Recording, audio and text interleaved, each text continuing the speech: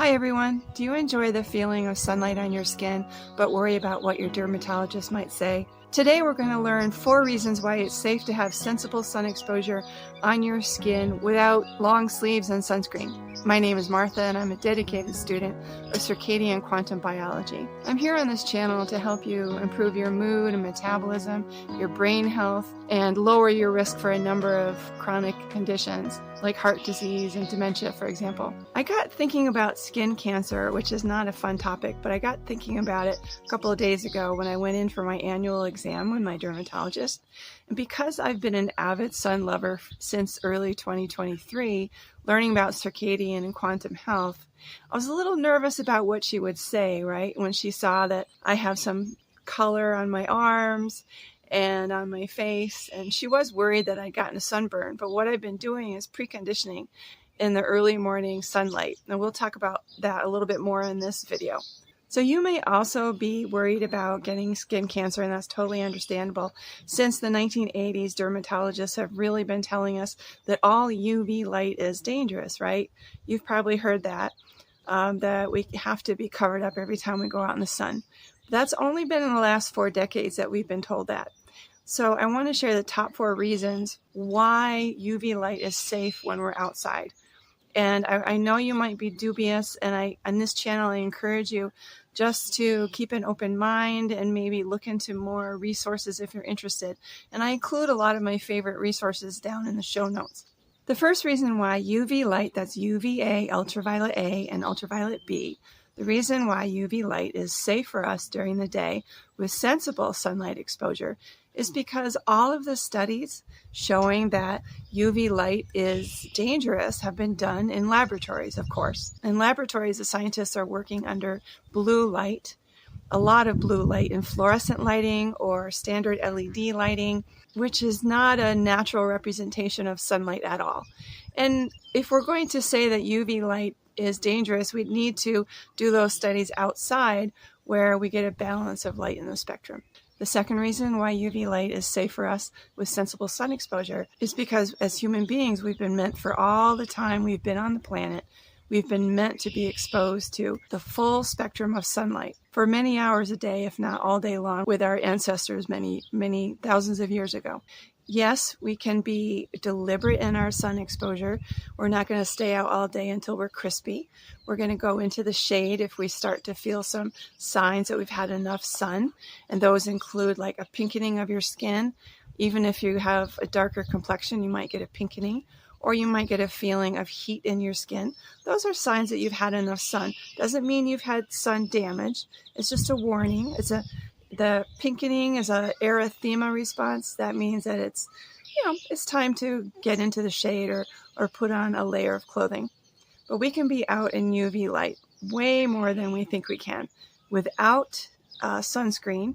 And we'll talk more in another video about why sunscreen is not particularly helpful unless you're going to be out in glaring sunlight on something reflective all day long for hours, like you're skiing or you're on water all day long. You might want to wear sunglasses and sunscreen.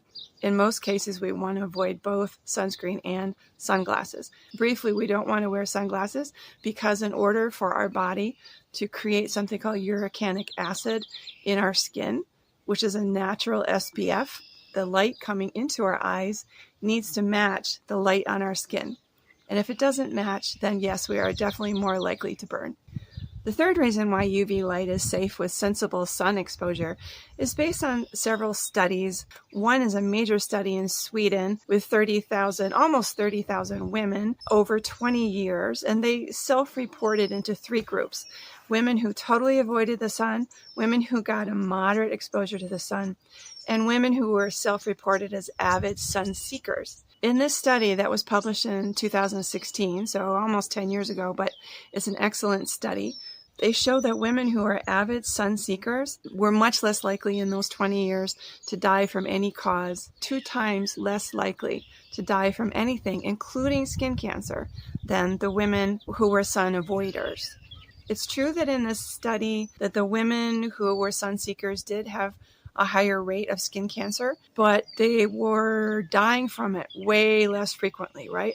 and their risk of other things, non-skin cancers like breast cancer and lung cancer and colon cancer, their risk for those was way down by a factor of 2, much lower. So when I'm thinking about being out in the sun, I'm thinking about I'm lowering my risk for heart disease and a whole bunch of things, all the causes of mortality. And if I do get some skin cancer, basal cell or squamous cell carcinoma, for example, or even a malignant melanoma, God forbid, my chance of dying from it is much, much lower if I'm an avid sun seeker.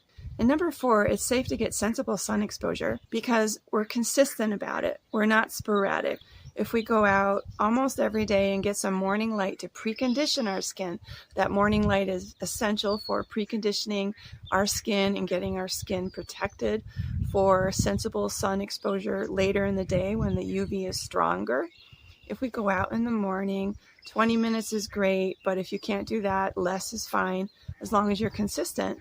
And if you're thinking, oh, I don't have time for that, I encourage you to watch the other video and see if you get some ideas about how that might work for you. But if we're consistent with that, we're going to be protecting our skin with something called uracanic acid, and melanin is going to be building up later in the day. It's that preconditioning and UVA rise that prepares our skin for melanin later in the day, which is protective. We're not going out just at lunchtime and getting our sun all crispy and pink and red and burning. We're building up a tan, even if we're naturally pale like I am. We're building up a tan. Maybe we're building up some freckles if you like your freckles. I love my freckles. We're building up a tan and we're getting that protection in the early morning sun. So, I understand if the idea of going out for more UV light, just more sunlight in general, which includes all the colors of the rainbow that we can see, plus infrared. I know that idea can be controversial, definitely. We've all been taught that UV is dangerous. I hope this video helps you maybe reconsider that idea. The purpose of this channel is just to share with you my understanding of circadian quantum biology and some of the things I've learned as a student of those things so that you can maybe think about what would be helpful for your health. Do you want to spend more time outside and feel safe, for example? There's absolutely nuance with everything that I'm sharing here. I hope you can leave some questions and comments down below. And of course, everything I'm sharing here is my experience and information only, not medical advice. If you're interested in learning more about circadian quantum biology, please check out the resources in my show notes below. Thanks for joining me. Take care.